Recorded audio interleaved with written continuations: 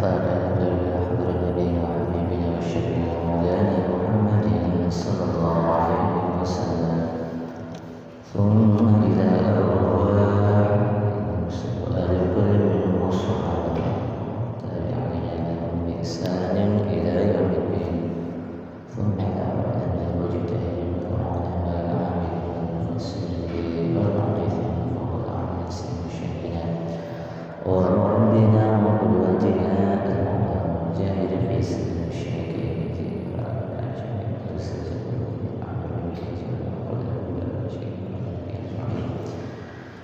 ومصونهم وفروعهم ومصاهرتهم وجميع مشايخهم وأصدقائهم وتلاميذهم وجميع مشايخنا في الدين والكتاب على محمد بن إسماعيل الصنعاني رحمه الله بأن الله يعلي درجاتهم في الجنة وينفعنا ويحفظنا وينصرنا ببركاته وأسراره والمعروف في الدين والدنيا والآخرة ثم إلى أرواح آبائنا وأمهاتنا وأجدادنا وجداتنا وإخواننا وأخواتنا وقرباتنا وجيراننا ومن ظلمنا أو أسأنا إليه ولجميع المؤمنين والمؤمنات والمسلمين والمسلمات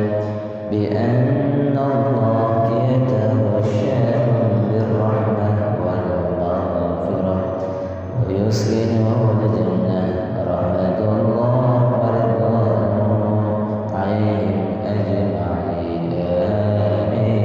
الفاتحة. أعوذ بالله من الشيطان الرجيم. بسم الله الرحمن الرحيم.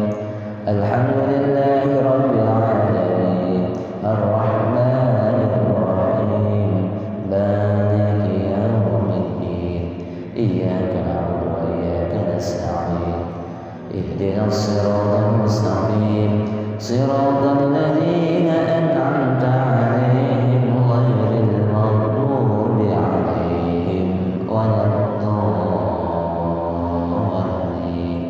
آمين. يا رب بالمصطفى بلغ مقاصدنا واغفر لنا ما مضى يا واسع الكرم.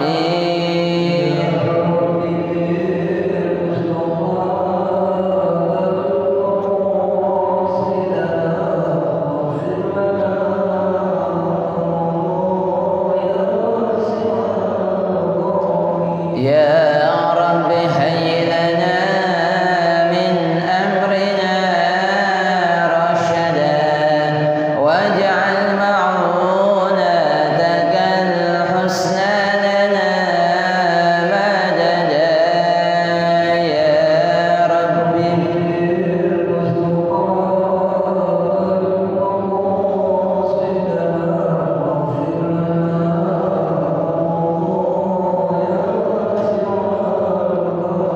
ولا تكلنا إلى تدبير أنفسنا فالنفس تعجز عن إصلاح ما فسدا.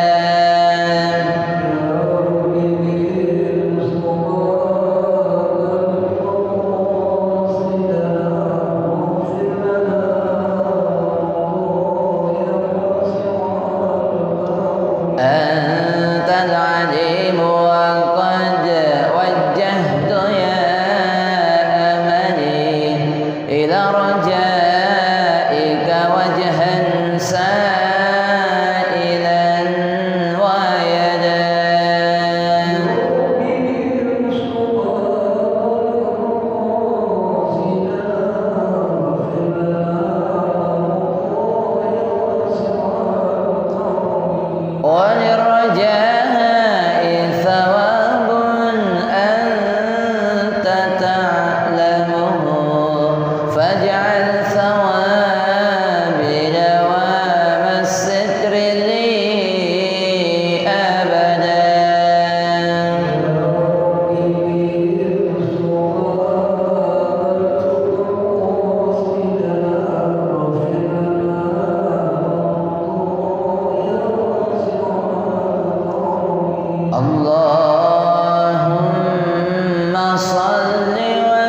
وسلم وبارك عليه وعلى آله.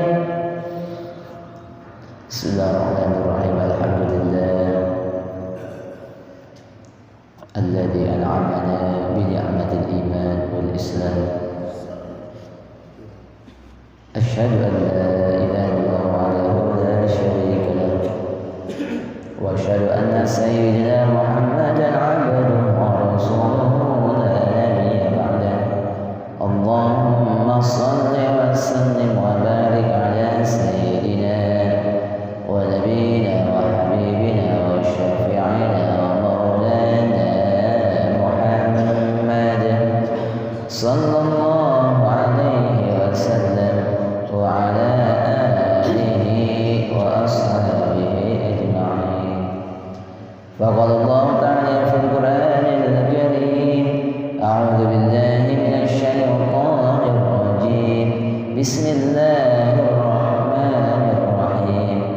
يا أيها الذين آمنوا إذا قيل لكم تفسحوا في المجالس فافسحوا يفسح الله لكم، وإذا قيل انشزوا فانشزوا يرفع الله الذين آمنوا منكم والذين أوتوا العلم درجات والله بما تعملون خبير. وقال رسول الله صلى الله عليه وسلم: من سلك طريقا يلتمس فيه علما سهل الله له طريقا إلى الجنة. Alhamdulillah wa syukurillah, pada hari ini kita bisa berkumpul dan berjumpa di tempat ini, dan kita sudah masuk di tanggal 17 Muharram 1447 Hijriah. Ini tentunya di awal bulan atau sebagai bulan pertama daripada bulan Hijriah. Tentunya kita berdoa mudah-mudahan selama 1 tahun ke depan Allah pelihara iman dan Islam kita. Allah berikan kepada kita sehat walafiat. Allah berikan kepada kita panjang umur fi taatillah wa taatir Rasul. Allah berkahi urusan-urusan kita. Allah berkahi rumah tangga kita. Allah berkahi masjid kita. Allah berkahi kampung kita, dan mudah-mudahan kita semua yang hadir di tempat ini mendapat limpahan dan cucuran rahmat, maghfirah, inayah serta ridha dari Allah Subhanahu wa taala. Amin ya rabbal alamin.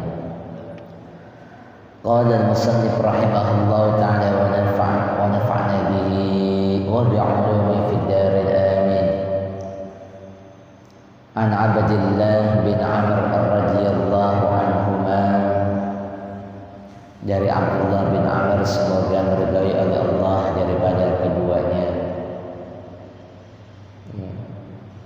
Qala anna Nabi sallallahu alaihi wasallam qala, bahwa Nabi kita Muhammad sallallahu bersabda: Waktu zuhri idza zalatis syams. Waktu zuhur apabila tergelincirnya matahari. Salah satu syarat sahnya sholat adalah bahwa sholat itu didirikan atau dilakukan saat sudah masuk waktu sholat. Makanya salah satu yang kita berdoa kepada Allah, mudah-mudahan Allah pelihara akal kita. Sebab kalau sampai kita lupa atau hilang ingatan, bahasa kitanya pikun gitu ya. Itu kalau sudah pikun, termasuk waktu sholat pun juga dia udah nggak tahu. Seringkali mereka sholat berdasarkan instingnya. Sholat zuhur, waktu zuhur jika kita melihat jam umpamanya jam 12, tapi orang yang pikun jam 10 itu udah bisa sholat, karena instingnya mengatakan sudah masuk waktu zuhur. Nah, makanya kita berdoa mudah-mudahan Allah pelihara ini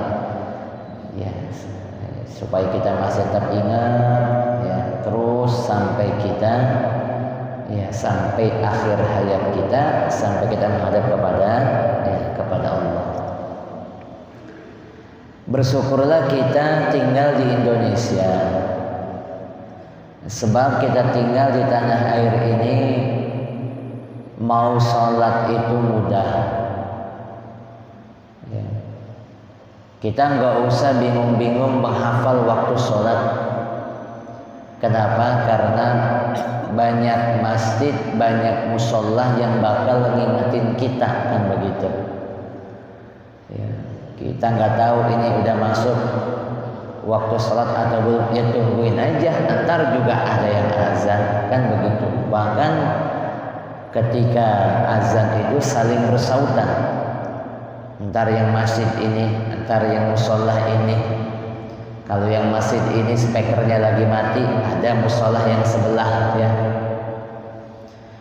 Kita mau kemana-mana di tanah air kita nggak perlu sulit, karena setiap pom bensin sekarang sudah ada sudah ada musolahnya. Masjid, musola banyak bisa kita temui. Sehingga para jamaah sekalian, barangkali tantangan-tantangan kita berada di tanah air ini untuk urusan yang seperti itu, alhamdulillah. Tetapi hal ini baru kita rasakan jika kita nanti pergi ke daerah atau wilayah atau negara di mana Islam itu menjadi minoritas, di mana nyari masjid susah, di mana mau nanya susah.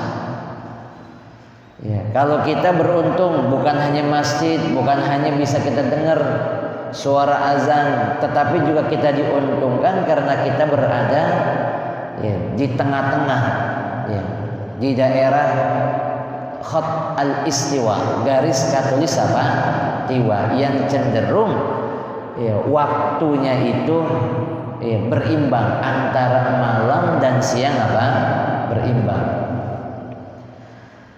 Saat kita masuk nanti di bulan puasa kita kan juga nggak lama-lama banget. Saat ini aja sholat subuh sudah jam 5 kurang seperempat kurang lebih. Ntar buka jam 6 kurang, kan begitu ya. Artinya kita puasa hanya 12 jam, 12 lebih sedikit, maksimal 13 jam. Cenderung normal.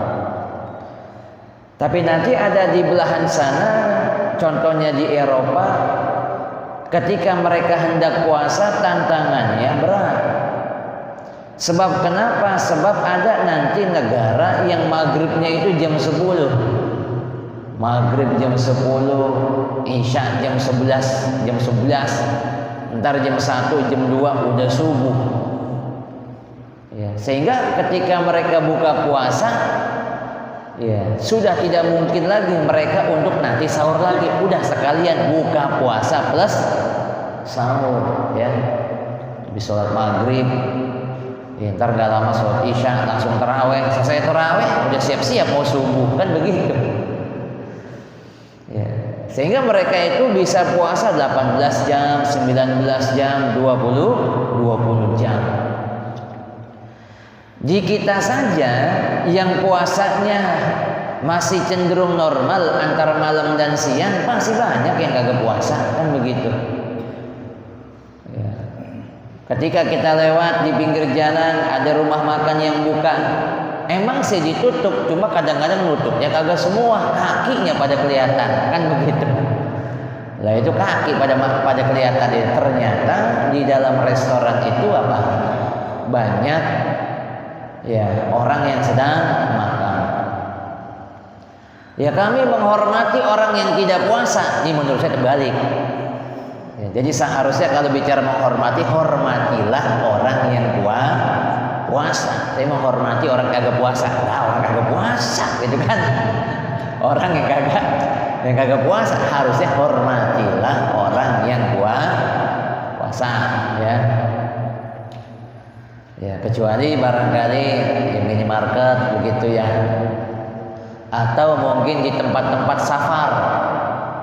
Ya, di airport banyak orang yang akan safar dalam perjalanan jauh ya, di mana mereka di sana mendapat rukhsah keringanan untuk tidak puasa. Nah, tapi kalau di kampung kita mah jangan pakai gelar nasi uduk di siang hari, ya jangan ya. Orang kagak kemana-mana begitu pakai apa? Menghormati orang safar, mau kemana? Tidak usah jauh-jauh para jamaah sekalian ke tetangga kita di negara Singapura. Saya 1 minggu yang lalu berada di 3 negara, Singapura, Malaysia, Thailand. Kalau di Malaysia, ya mirip dengan kita dah. Pemandangan orang yang berjilbab banyak, ya, masjid, surau banyak. Tapi begitu sampai Thailand, apalagi sampai Singapura begitu, udah dah mulai beda. Orang Cina mulu, udah orang apa? Cina mulu. Masjid langka, masjid apa? Langka.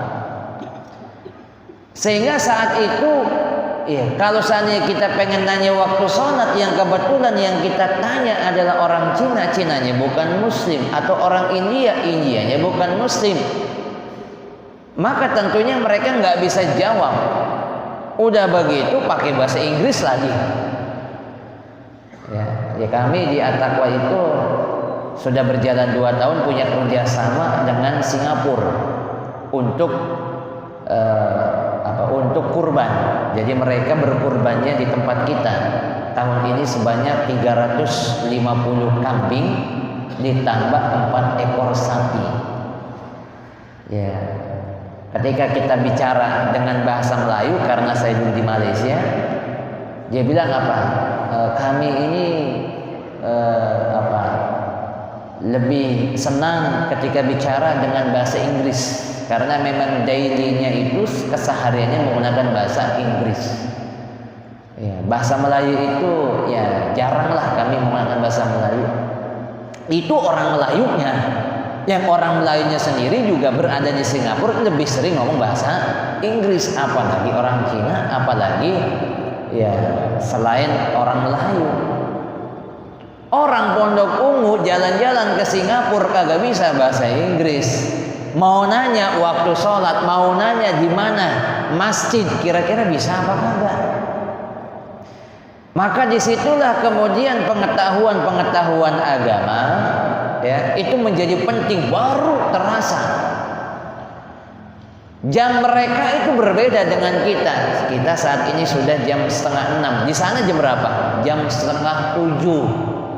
Beda 1 jam. Beda satu jam. Ya, sehingga para jamaah sekalian, karena sholat ini merupakan kewajiban, ya, hanya satu yang membuat sholat ini menjadi gugur saat kita udah mati, kan begitu. Guru saya nggak bisa berdiri ini, berarti saya kagak sholat dulu. Ya duduk lah, kagak bisa diri apa? Duduk. Aduh, duduk kayaknya kagak bisa, berarti saya nggak perlu sholat. Tiduran nggak bisa, pakai bahasa isyarat. Ya, pakai bahasa hati kagak bisa. Innalillahi wa inna ilaihi raji'un. Lah udah apa lagi, udah hati kagak bisa, berarti sudah apa? Udah disolatin, bukan lagi sholat udah. Begitu masuk waktu zuhur, ditandai dengan apa? Tergelincirnya matahari. Anak mahasiswa ketika saya tanya, coba saya mau tanya mahasiswa, waktu zuhur itu, ya, jika kita melihat matahari, di manakah posisi matahari? Ini kata anak mahasiswa, jawabnya matahari persis di atas kepala. Maka saya jawab, iya, keliru atau tidak tepat. Ya betul, memang ada di atas kepala, tetapi idza zalatis syams, ketika matahari sudah condong. Ketika matahari sudah bergeser, ketika matahari sudah tergelincir. Kan matahari terbit dari timur ke barat, berarti tergelincir sudah ke arah barat. Jika kita berdiri di siang hari belum membentuk bayangan, berarti kan mataharinya masih ada di atas kepala kita, itu belum masuk. Nanti udah tergelincir sedikit, sudah ada bayangan tubuh kita, bayangan suatu benda, masuklah waktu apa? Waktu zuhur. Baru jatuh terasa, gitu ya. Jangankan ke Singapura, ke Saudi dah, ke Saudi. Orang haji dulu saya pernah jadi petugas pakai rompi kan. Ada jamaah haji dari pelosok pedalaman tersesat. Kemudian dibantu oleh askar tentara. Ditanya kagak ngerti. Saya pakai baju petugas, dipanggil saya. Panggil. Kata Pak Askar, tolong bantu ini. Tanya dia dari mana, terus hotelnya di mana, begitu. Begitu saya nanya pakai bahasa Indonesia, alhamdulillah dia agak paham. Saya bilang sama askarnya, saya nggak bisa ngomong sama dia. Lah kamu bukannya Indonesia? Iya, tapi dia kagak bisa bahasa Indonesia. Kata orang Arab, la haula wala quwata illa billahil aliyil. Inta Indonesi, kamu orang Indonesia, kenapa kagak paham sama-sama orang Indonesia? Dia kagak tahu kalau di Indonesia bahasanya banyak gitu kan. Itu apa? Udah di negara Muslim.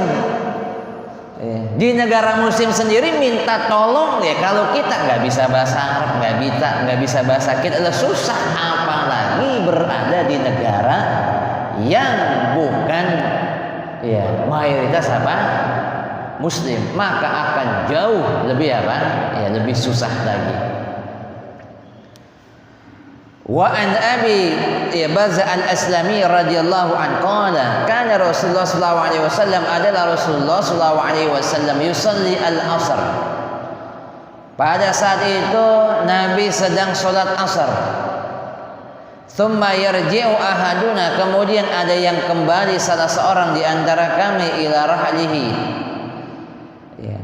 ke tempat tinggalnya. Fi aqsa al-Madinah, berada di ujung Madinah, wasyamsu ayyatun, dan saat itu matahari masih apa? Masih terang. Jadi nanti kalau bayangan kita sudah lebih dari suatu benda, berarti sudah masuk waktu apa? Asar. Sampai kapan itu? Sampai matahari masih terang. Masih apa? Masih terang. Begitu matahari sudah terbit tapi belum gelap. Biasanya kalau kita coba dah, ketika sudah masuk waktu maghrib, apakah dalam kondisi gelap total? Belum. Masih ada bayang-bayang kuningnya, begitu. Masih ada bayang-bayang apa? Kuningnya. Tapi saat itu sudah berakhir waktu apa? Waktu asar. Sudah tenggelam matahari, berarti saat itulah kita boleh berbuka puasa.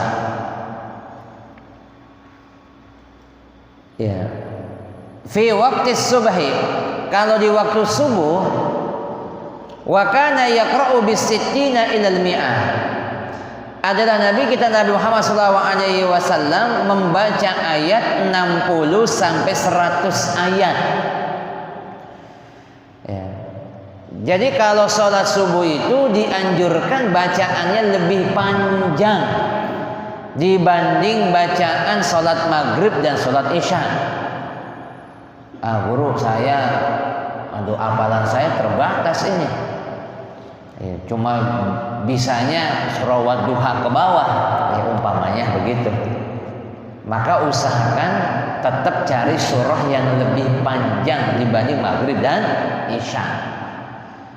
Ini jangan sampai nanti maghrib yang waktunya pendek baca Wadduha alam nasrah, ntar giliran subuh bacanya Ya surah Al-Asr sama Al-Kautsar, inna a'tainaka Al-Kautsar. Lah kan terbalik ini. Terbalik gitu ya. Itulah kenapa para jamaah sekalian, salat subuh itu 2 rakaat. Rakaatnya sedikit, tetapi dianjurkan untuk memperbanyak apa? Ya, bacaan. Ya, kalau Nabi 60 itu dianggap pendek, 60 ayat. Ya, kalau 60 ayatnya juz-juz 30 lah, kayak amma yatasaalun. Itu 60 ayat. Ya paling ya kurang lebih 2 halaman, ya masih ngepas lah. Ya, tapi kalau udah surah Al-Baqarah 60 ayatnya, nah itu berapa lembar itu? Sampai 100 apa tuh? Sampai 100 ayat. Ya bisa jadi 100 ayat 1 juz, itu satu apa? 1 juz. Ya paling tidak tadi lah. Jadi kalau sholat subuh itu lebih panjang dibanding apa? Sholat maghrib dan sholat isya. Tapi guru, kalau saya bacanya cuma Al-Asr, inna a'tainaka, apakah sholatnya tidak sah? Tetap sah. Ya karena yang menjadi rukun itu surah Al-Fatihah. Surah apa? Al-Fatihah. Makanya orang yang baca Al-Fatihah itu wajib benar. Nggak boleh salah, tidak boleh apa? Kenapa? Karena Al-Fatihah menjadi rukun. Kalau baca surah dia kadang terbalik-balik, ya apa? Ya terbalik, lakum dinukum, kagak nyampe nih, gitu kan? Ya umpamanya, itu masih apa? Masih dimaklum.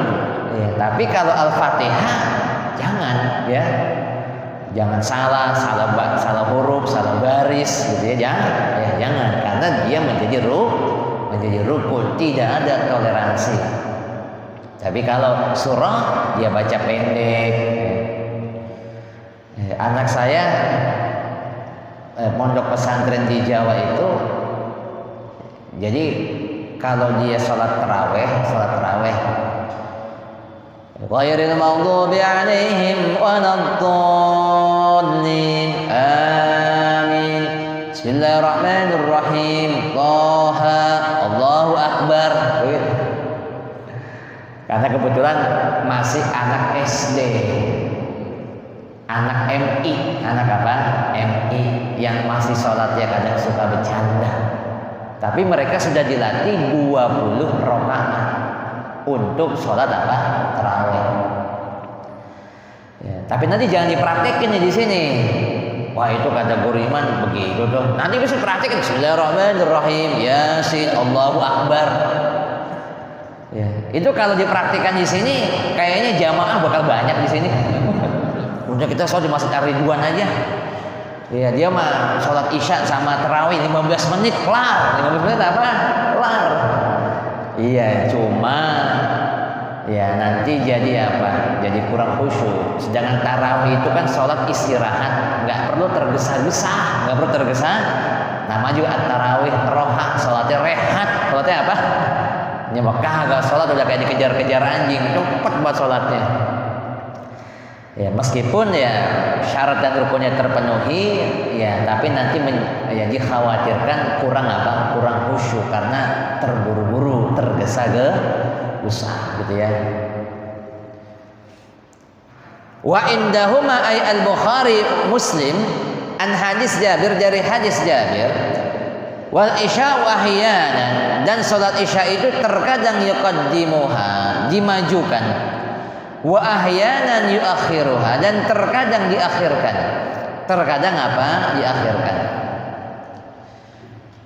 Rasulullah SAW khusus untuk sholat isya, terkadang Rasul sholat di awal waktu.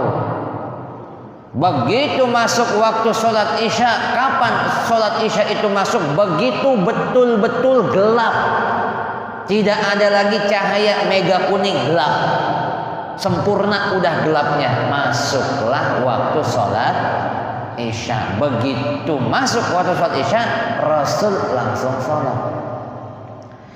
Tetapi nanti di lain waktu kadang Rasul dimundurin sholatnya bareng sama qiyamul lail. Kapan saat Rasul dimajukan sholatnya? Kapan saat Rasul dimundurkan? Idza ra'ahum ijtama'u ajjala. Saat Rasul melihat para sahabat udah pada kumpul, rumah Rasul kan dempet dengan Masjid Nabawi, apalagi saat ini kuburan Rasul, disitulah kamar Rasul, Rasul dikuburkan di kamar Rasul, ya. Yang saat ini makam Rasul berada sudah di dalam apa? Masjid. Dulunya mah di luar itu. Dulunya apa? Di luar. Ketika Rasulullah SAW melihat para sahabat belum pada kumpul, ditunggu-tungguin belum pada kumpul, ya, belum pada apa? Kumpul. Maka jika Rasulullah melihat mereka sudah pada kumpul, maksudnya sahabat sudah pada kumpul, ajalah Rasul sholat apa? Dah langsung sholat jamaah. Wa idza ra'ahum abta'u akhara. Tapi kalau Rasul melihat ini sahabat jam segini belum pada datang umpamanya, ya, belum pada kumpul, maka Rasul mengakhirkan sholat isyanya bareng dengan qiyamul lail. Guru, saya ada pengajian nih di Masjid Al-Ridwan dari maghrib sampai subuh. Dari maghrib sampai isya. Maghrib sampai subuh mah kelamaan ya. Maghrib sampai isya. Begitu masuk waktu isya, saya pulang aja guru, ya. Ntar saya bangun sholat isyanya dengan qiyamul lail. Ya, saya katakan kalau udah ada di masjid, begitu masuk waktu isya, ya, apakah kita pulang? Sholat lah udah. Kenapa? Ada jamaah. Ya, ada apa? Jamaah. Sebab kalau kita pulang entar malam ini baru apa? Ya, baru sholat, maka saat itu kita sholat sendiri atau berjamaah.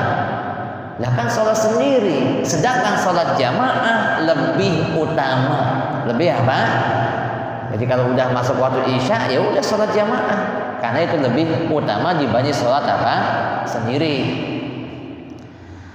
Nah, buat kaum ibu nih, ya, sebab kaum ibu itu cenderung kalau udah maghrib jarang yang keluar, kecuali nanti bulan apa? Bulan suci Ramadan baru udah pada keluar. Kenapa? Karena mereka ikut juga sholat tarawih. Ya, tapi kalau udah hari-hari biasa cenderung kaum ibu apa? Ya, berada di rumah udah. Sholat maghrib, sholat isya di mana? Ya, di rumah kan begitu. Nah, buat kaum ibu habis maghrib, habis sholat maghrib, mata udah layu, ngantuk, boleh nggak tidur? Ya sudah, tidur aja nggak apa-apa. Entar tengah malam bangun, sholat isya langsung sambung dengan qiyamul lail. Guru, saya pengen begitu habis sholat maghrib saya tidur, tapi saya kalau udah tidur kagak bisa bangun, guru. Iya, digoyang-goyang nggak bangun, pasang beaker 3 kagak bangun, ya, kagak apa? Iya, hanya gempa dan kebakaran dan kebanjiran yang bikin saya bangun. Wah, sholat dulu dah, sholat apa? Sholat dulu. Ya, tunggu sampai masuk waktu sholat isya, kemudian sholat, khawatir nanti tidur, habis tidur bablas ya, kagak bangun. Tapi buat kita yang bisa mengatur waktu, silahkan, ya. Wasubuh kana Nabi sallallahu alaihi wasallam yusalliha bi ghalas. Sedangkan salat subuh adalah Nabi kita Muhammad sallallahu alaihi wasallam, maka Nabi salat, ya, tidak seperti, ya, waktu salat isya, di mana Nabi sholat dalam waktu yang masih gelap, dalam waktu yang masih apa? Ya, masih gelap. Wali muslimin fa aqama al-fajr hina insyaqqa al-fajr wan nasu la yaqadu ya'rifu ba'duhum ba'dha. Jadi Nabi ketika sholat fajar itu, ketika sholat subuh, di saat masih gelap, di awal waktu fajar, begitu masuk waktu subuh, Nabi langsung sholat. Jika pada situasi di mana kita nggak tahu, itu kira-kira bagaimana ya? Apakah nanti nunggu apa nih? Kayak sekarang nih, coba kita lihat. Sudah mulai agak terang nggak?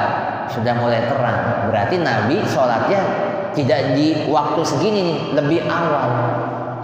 Wan nasu la yakadu yarifu ba'duhum ba'du. Manusia itu saling kagak kenalin. Kalau sekarang makan ada lampu. Jadi begitu kita masuk masjid, kita bisa kenalin teman kita. Lah tapi di zaman Nabi lah kagak ada PLN begitu. Ya, begitu masuk Masjid Nabawi masih gelap, di samping kagak tahu lu siapa sih, begitu kan? Ya. Artinya saat masuk waktu sholat subuh itu masih dalam keadaan yang gelap. Ya bukan kayak sekarang nih udah agak terang lah. Kalau sekarang andaikan PLN mati, kita masih bisa kenalin. Kenapa? Udah rada terang, udah rada apa? Rada terang. Ya. Bahkan dijelaskan di dalam hadis Aisyah,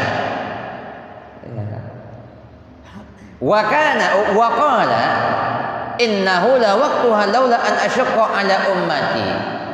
Khusus di waktu salat Isya, ya, zahaba amatul lail, bahkan Nabi seringkali ya, salatnya itu nanti di tengah malam.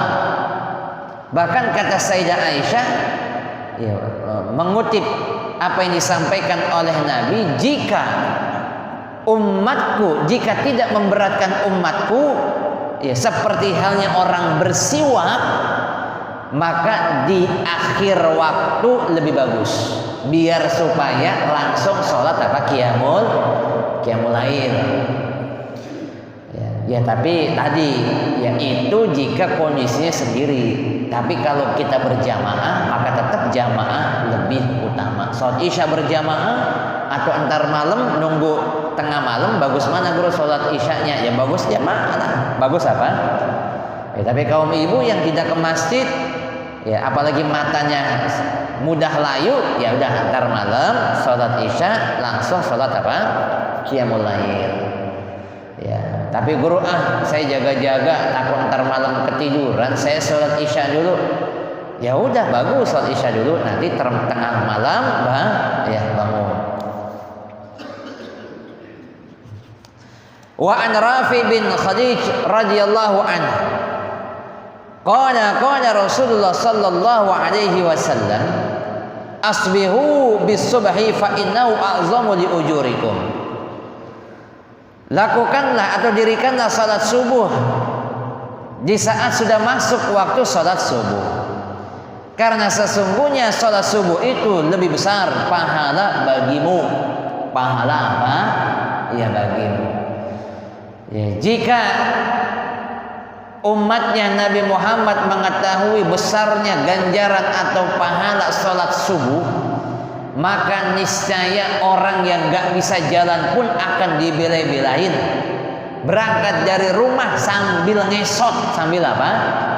Dibela-belain tuh. Andaikan mereka tahu besarnya pahala salat subuh di masjid, mereka akan ngesot ya dari apa? Dari rumah untuk ya salat subuh berjamaah. Salat subuh apa? Salat subuh berjamaah. Maka beruntunglah kita ya yang alhamdulillah kita bisa salat subuh di mana nih? Ya di masjid di awal waktu, yang mudah-mudahan kita bisa istiqomah. Bahkan para jamaah sekalian, ya, ketika sudah masuk waktu salat subuh, apakah langsung salat subuh? Sebaiknya salat qobliyah dulu. Sebaiknya sholat qobliyah dulu. Andaikan umpamanya ada di antara kita yang saat itu bangunnya udah kelewat syuruk jam 6, berarti jam 6 sudah habis tuh waktu subuh. Saat itu lagi lelah banget, bangun jam 6:30. Tetap dianjurkan untuk sholat apa? Ya, sholat qobliyah tuh. Sholat qobliyah dulu, ya kemudian sholat apa? Ya, sholat subuh. Nah, itu ada pendapat yang seperti itu. Ya, makanya ya kalau ya ada yang masih sholat gitu, biarin aja dulu, kasih waktu dulu, kasih waktu dulu. Ya, wah ini jam udah bunyi ini. Ya, tapi kita lihat masih ada yang sholat. Ya, selama belum terlalu lama, biarin aja dulu dah. Sebab pahalanya besar, biar dia dapat pahala sholat qobliyah ya subuh. Ya. Kalau dulu di zaman Nabi kita Muhammad sallallahu alaihi wasallam, yang menjadi muazzin ya adalah Bilal. Itu Bilal ya, tidak akan qomat. Biasanya Bilal itu sebelum qomat itu nanya Nabi dulu. Nanya apa? Nabi, diketuk pintu rumah Nabi, kamar Nabi, ya Rasul. Ya, ini jamaah udah pada ngumpul. Gimana nih? Qomat enggak? Kata Rasul, dah qomat dah. Nah, ini kadang-kadang di kita ini yang nyuruh qomat bukannya imam, yang nyuruh qomat kadang jamaah di belakang. Qomat begitu. Padahal seharusnya itu nanya dulu sama imam. Ya, nanya dulu sama imam. Imam masih sholat ini 1 rakaat, tunggu aja dulu. Ya dulu guru kita Kong Kiai Haji Nur Ali. Ya, di Masjid At-Taqwa itu kan ada 2 menara tuh di belakang tuh. Ada menara sebelah utara. Itu menara sebelah utara tempatnya marbot sama perlengkapan sound system masjid tuh ada di situ. Segala mic ya ada di situ dah. Pokoknya peralatan sound system ya sama kebutuhan marbot ada di menara utara. Menara selatan disitulah Kong Kiai Nur Ali suka istirahat. Begitu masuk waktu azan subuh, Kong Kiai masih tetap tuh berada di menara. Anak santri yang azan kagak berani qomat. Apa tandanya kalau disuruh qomat? Begitu Kong Kiai buka pintu menara, ya jalan cukup menuju depan, pertanda kita disuruh qomat. Disuruh qomat ya. Jadi nanti kalau qomat itu tanya dulu sama imam ya. Bukan jamaah yang baru nyampe qomat. Lah jadi jamaah yang ngatur jamaah. Ya padahal ya tanya imam ya. Kalau umpamanya waduh imamnya belum datang ini, ya paling kagak tanya dah yang paling ya dianggap bisa menggantikan imam atau ditokohkan atau yang dituakan. Pak Haji, ini gimana nih? Jamaah udah pada ngumpul, kita qomat kali ya. Ya ini imamnya belum datang, ini mungkin macet kali di tengah jalan, ya sudah.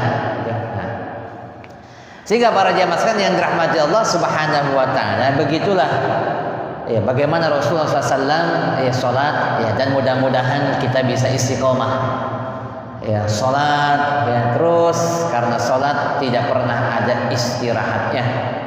Ya, mudah-mudahan kita terus bisa istiqomah, terutama istiqomah untuk terus berjamaah. Para jamaah sekalian yang dirahmati Allah Subhanahu wa taala, insyaallah kita akan lanjut lagi ya pada pertemuan berikutnya di bulan yang akan datang. Mudah-mudahan semuanya bisa hadir kembali ya.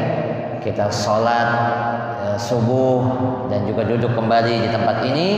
Mudah-mudahan semuanya diberikan sehat, panjang umur, amin ya rabbal alamin. Mari kita tutup ya dengan pembacaan doa Al-Fatihah.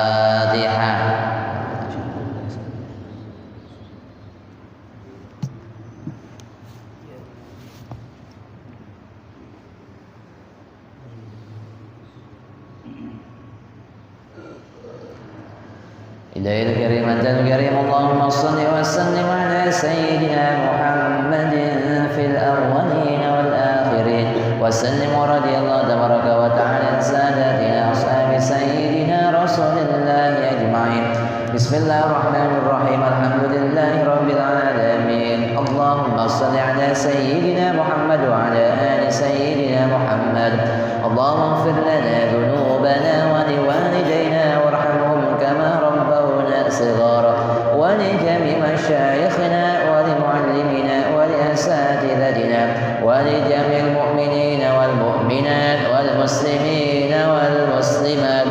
اللهم اجعلنا وأولادنا وذريتنا وتلاميذنا وجماعتنا من أهل العلم والخير، ولا تجعلنا وإياهم من أهل الشر والضير. اللهم إنا نسألك علما نافعا، اللهم إنا نعوذ بك من علم لا ينفع.